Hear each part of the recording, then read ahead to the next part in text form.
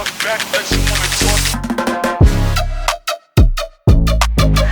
guys, welcome to Zone 14 Football. இந்த வாரம் premier லீக்ல ஒரு பெரிய கேம் நடந்தது. Historic win for Manchester United at Emirates.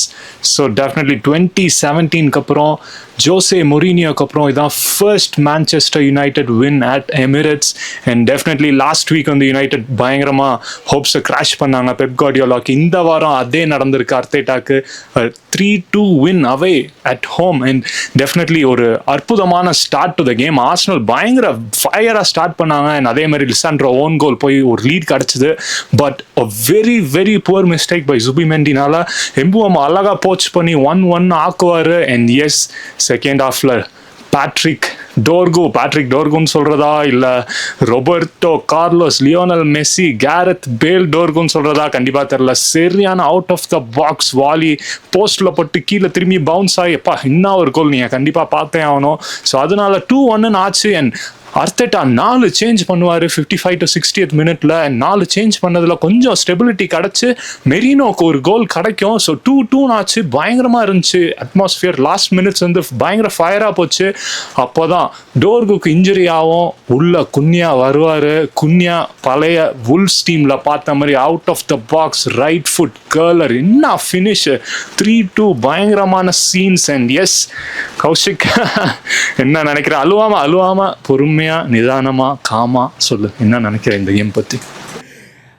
அசையாத மரம் ஒன்று வீழ்ந்தது கீழே.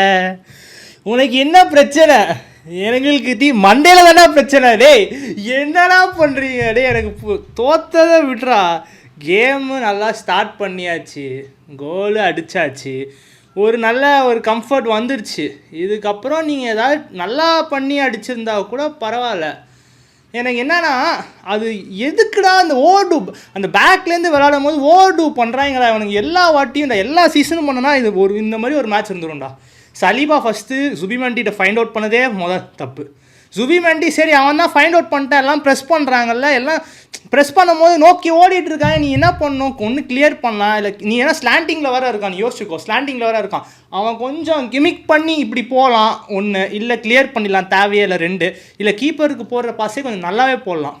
3மே பண்ணாமல் அழகாக அது வரைக்கும் யுனைடெட் கேமில் இல்லை. அதுக்கப்புறம் கேமுக்குள்ளே வர வச்சுட்டாங்க. அந்த கோலுக்கு அப்புறம் அவ்வளோதான்டா டோட்டல் மென்டாலிட்டி ஷிஃப்ட்டு. அதுக்கப்புறம் நீ பார்த்தனா யுனைடெட் நல்லாவே ஆடிருப்பாங்க, சூப்பராக ஆடி. அப்புறம் செகண்ட் ஹாஃபில் டோர்கு அதுக்குமே சுபிமெண்டி தான் உட்காந்து மிட்ஃபீல்டில் தடவிடு அங்கே வச்சு ப்ரூனோவும் இவனும் வந்து இது போட்டுருப்பாங்க.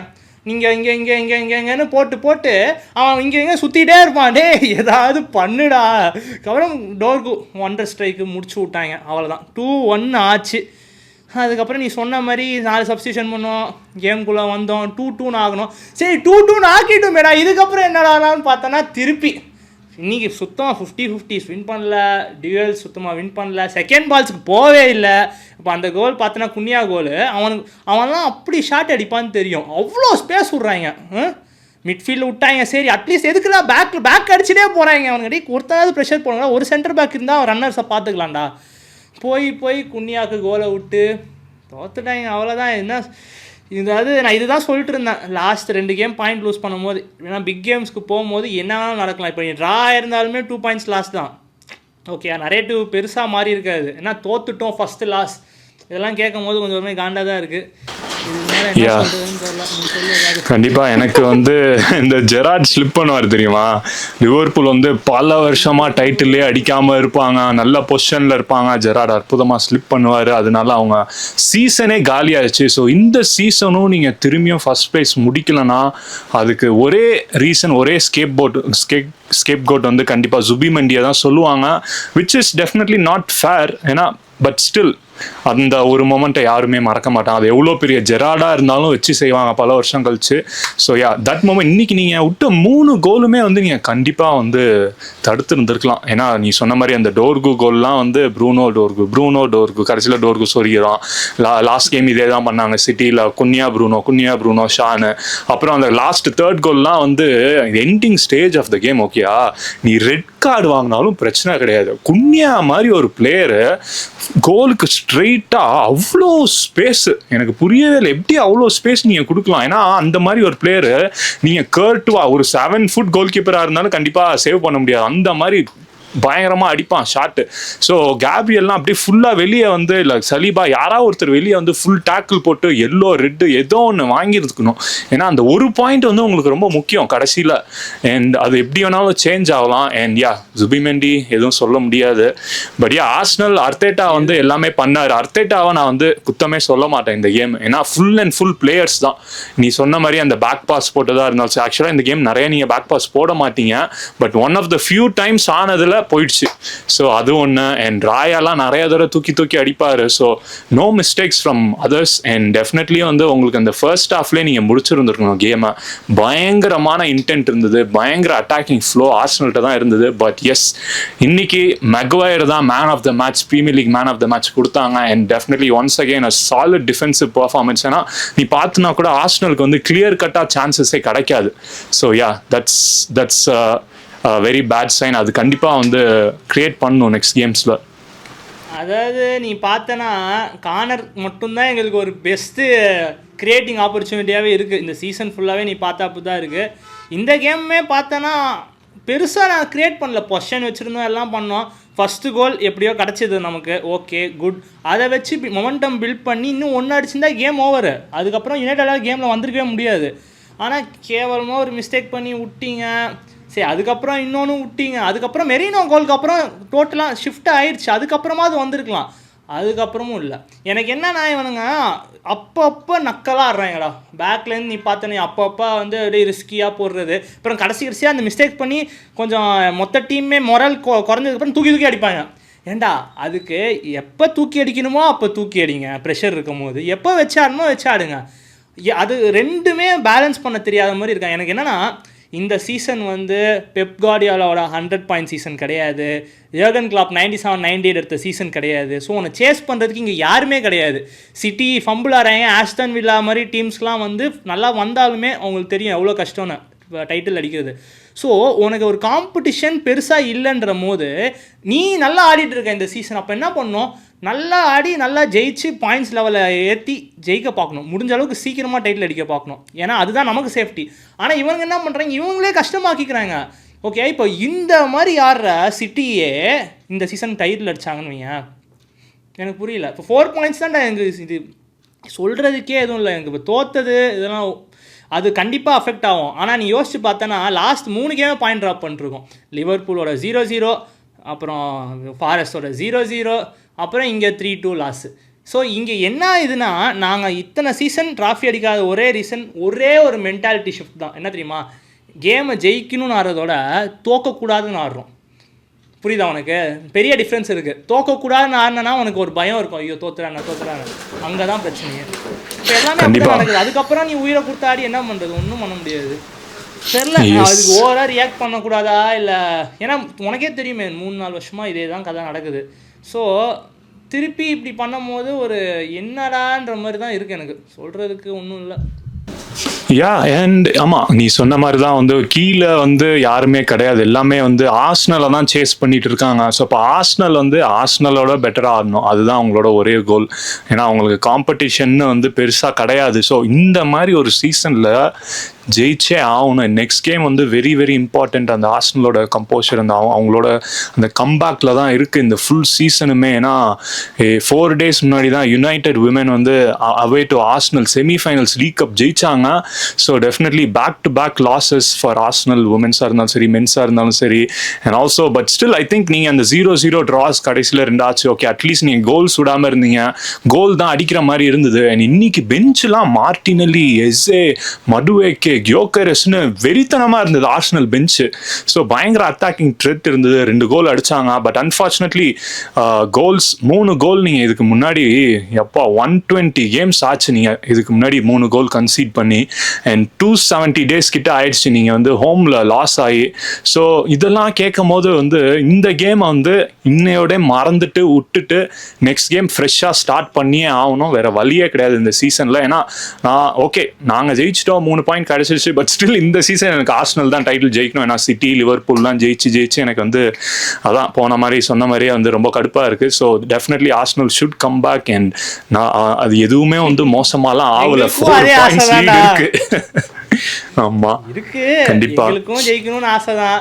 ஆனா இங்க என்ன பிரச்சனை தெரியுமா, அந்த ஒரு மீம் பாப்ப தெரியுமா, அதாவது ஒரு குச்சி எடுத்து அடிக்க போவான் ஒருத்தன், அவன் ஆர்சனல், அந்த குச்சி ஆர்சனல், அடி வாங்குறவன் ஆர்சனல். ஸோ இதில் மாரல் ஆஃப் த ஸ்டோரி என்னன்னா, எங்களுக்கு பிரச்சனை நாங்கள் தான், நாங்களே அடித்து நாங்களே வந்துப்போம். புரியுதா? எங்களுக்கு எந்த டீமும் பிரச்சனை இல்லை, எங்களுக்கு நாங்கள் தான் பிரச்சனை. அந்த மாதிரி தான் இந்த சீசன் போயிட்டுருக்கு. பட் ஆனால் சொல்கிறேனே, உன்னோட பெஸ்ட்டு சீசன் எங்கே இருக்குது? உன்னோட பெஸ்ட்டு சீசனில் சிட்டியோட அந்த அளவுக்கு பெஸ்ட் சீசன்களை கொஞ்சம் ரொம்ப ஸ்ட்ரகிள் பண்ணுறாங்க. அவங்களுக்கும் 4 பாயிண்ட் தான் வித்தியாசம். எனக்கு இதுலேயே உனக்கு சமப் ஆயிடுச்சு. இதுக்கப்புறம் 15 கேம்ஸ் ஆடணும், வில்லாவும் சேஸ் பண்ணுறாங்க. இந்த மாதிரி பாயிண்ட்ஸ் ட்ராப் பண்ணுறது ஹோமில் கண்டிப்பாக இது சொல்ல முடியாது. பட் இந்த ஸ்டாட் கண்டிப்பாக நம்ம மென்ஷன் பண்ணணும். கேரிக் வந்து மேனேஜராக ஆனதுக்கப்புறம் கேர்டேக்கராக 2 மேட்ச், ஃபஸ்ட்டு 2 மேட்ச்மே டாப் 2 ஃபேஸ் பண்ணுற மாதிரி இருந்தது. 2 மேட்ச்மே ஜெயிச்சிருக்காரு. ஒன்று மேன்செஸ்டர் சிட்டி 2-0 வின், ஆர்சனலோட 3-2 win away from home. So கண்டிப்பாக கேரிக்கோட மென்டாலிட்டியை நம்ம பாராட்டணும். அண்ட் மெயினும் லாஸ்ட் கேமே வந்து அதிக கிலோமீட்டர் கவர் பண்ணார், பயங்கரமான பர்ஃபார்மன்ஸ் இருந்தாங்க சிட்டியோடைய. ஸோ அவர் மிட்ஃபீல்டில் வந்ததுக்கப்புறம் ரொம்பவே ஸ்ட்ராங்காக இருக்குன்னு ப்ரூனோக்கு வந்து கொஞ்சம் அஹெடாக போய் ஆடுறாரு. ஸோ இன்னும் ப்ரெஸ் பண்ணும்போது டீமாக சேர்ந்து ப்ரெஸ் பண்ணுறாங்க. ஸோ எனக்கு தெரிஞ்சு ஸ்ட்ரக்சரே நல்லா இருக்குது. ஸோ கண்டிப்பாக அமோரிம் வந்து அவர் சிஸ்டமில் மெயினுவை இன்க்ளூட் பண்ணது ரொம்ப பெரிய minus. Because is an English player, at the same time ஒரு யங்ஸ்டர், யூரோஸ் ஃபைனல்ஸ் வரை விளாண்டுருக்காரு. அவருக்கு ஸ்குவாடில் இடம் இல்லை, அதான் கமெண்டேட்டர்ஸுமே சொன்னாங்க. ஸோ எனக்கு தெரிஞ்சு Garrick is doing a really good job. So ஒரு வாட்டி ஜெயிச்சா லக்குலாம், 2 வாட்டி ஜெயிச்சா அதை சொல்ல முடியாது. அப்படி சீசன் ஃபுல்லாக இப்படியே பண்ணாருன்னா எனக்கு தெரிஞ்சு அவருக்கே ஜாப் கூட கொடுத்துடலாம் எனக்கு தெரிஞ்சு. டெஃபினெட்லி யா. அதுவும் இந்த 2 கேம் மட்டும் கிடையாது, இதுக்கு முன்னாடி 3 கேம் பண்ணியிருக்காரு 2021. அதுவுமே யாரு, அர்டேட்டாவோட ஜெயிச்சிருக்காரு, அப்புறம் யாரு டுக்கலோட ட்ரா பண்ணியிருக்காரு, உனாய் எமரி, வில்லாரியல்லாம் வந்து லெஜெண்டரி டீம், அதுவும் யூரோப்பில் ஆடி அங்கே ஒரு வந்து வின்னு. ஸோ 5 கேம்ஸ் இருக்குது யுனைடெட் ரெக்கார்டில், 4 wins 1 draw. இதில் ஃபேஸ் பண்ண 4 மேனேஜருமே legendary managers. And also definitely வந்து யுனைடெடுக்கு டெஃபினெட்லி வெரி பேட் சீசன் தான். நம்ம நிறையா பேசினா கொஞ்சம் லாஸ்ட் கேம், இந்த கேமுக்கு முன்னாடி நிறையா ஃபன் மீம்ஸ் கூட வந்தது. வால்காட் வந்து ரூனிட்ட கேட்பாரு 2008 டீமை ஜெயிக்குமா இந்த ஆர்சனல் அப்படின்னு. பட் 26 டீமே ஜெயிக்க முடியல. But that jokes aside, United நீங்கள் பார்த்தீங்கன்னா கண்டிப்பாக இப்போ சம ஃபார்ம். எம்புஎம்மா வந்து இந்த சீசன் மட்டும் Liverpool against, Arsenal against, City against goal அடிச்சிருக்காரு. டெஃபினெட்லி அந்த 2 குன்யா அண்ட் எம்புஎம்ஓ சைனிங்ஸ் வேற லெவல். அண்ட் பேட்ரிக் டோர்கோ என்ன சொல்றது, ஐ திங்க் நம்ம கேரத் பேல் வந்து ஃபுல் பேக்லேருந்து ரைட் விங்கராக அந்த டிரான்ஸ்ஃபார்மேஷன் ஆச்சு. நிறைய பேர் நம்ம வந்து நான் சின்ன வயசில் இருக்கும் போது ஆச்சு. ஸோ இப்போ டோர்கோ அதே மாதிரி ஆயிட்டு இருக்கு. பட் டெஃபினெட்லி ஏர்லி ஸ்டேஜஸ் தான், எதுவும் பெருசாக சொல்ல முடியாது. But all of these signings வந்து நம்ம அமோரிமோட சைனிங்ஸ் தான். ஸோ அவர் வந்து சைனிங்ஸ் எல்லாம் பர்ஃபெக்டாக இருந்தது. நீ சொன்ன மாதிரி தான் இந்த மெயினுவை மட்டும் ஃபிட் பண்ணாமல் விட்டது தான் எனக்கும் வந்து பெரிய டிசப்பாயின்மெண்ட். பட் டெஃபினெட்லி 2 ஸ்டார்ட்ல 2 சரியான பர்ஃபார்மன்ஸ் கொடுத்துருக்காரு. So yeah, lot of positive signs for Manchester United and top 4. So last time நாங்கள் டாப் 4ல் முடிச்சு வந்து 2, 3, 4 வருஷம் எத்தனை வருஷம்னே தெரியல. ஸோ நாங்கள் இந்த வீக் முடியும் போது 4th இருந்தது வந்து அப்பா பல வருஷம் ஆச்சு. ஸோ அதுவே வந்து ஒரு பெரிய ப்ளஸ் யுனைடெடுக்கு. And going on to the next games வந்து நாங்கள் டெஃபினெட்லி அடுத்து யார் சொல்கிறது, இப்போ ஒரு உல்ஸ் மாதிரி ஒரு டீம், ஒரு பர்ன்லி மாதிரி ஒரு டீம் கூட தோக்குறதுக்கு நிறையா வாய்ப்பு இருக்குது. பட் இன்னைக்கு ஜெயிச்சிருக்கோம். ஸோ ஃபேன்ஸ் இன்னைக்கு செலிப்ரேட் பண்ணுங்க, ஹாப்பியாக இருங்க. அண்ட் ஃபியூச்சருக்கு நம்ம ஹோப்ஃபுல்லாக இருப்போம். And yeah, Garrick has definitely a bright future along with many other players. And Casemiroக்கும் ஒரு big thank you. இந்த சீசன் எண்டில் வந்து போறாரு. And yeah, a great servant for the club last few years away and a legend for the game. And yes, and ஒரு அற்புதமான game, அற்புதமான night. But Arsenal fans nothing last yet. இன்னும் ஒரு 4 point lead இருக்கு. நல்ல players எல்லாருமே இன்ஜுரியிலேருந்து திரும்பி வந்திருக்காங்க. ஜீசஸ்லாம் வந்து இன்ஜுரியிலேருந்து வந்து இப்போ கொஞ்சம் நல்ல ஃபார்மில் இருக்காரு. ட்ரொசார்லாம் வேற லெவல் ஃபார்மில் இருக்காரு. So yeah, lot of positive signs 2 டீமுக்குமே. Yes, and yeah, a great entertaining PL classic. ஆமாம் கைஸ், இதுக்கு மேலே நான் சொன்னேன்னா ரேண்டிங் செஷன் தான் போவோம்.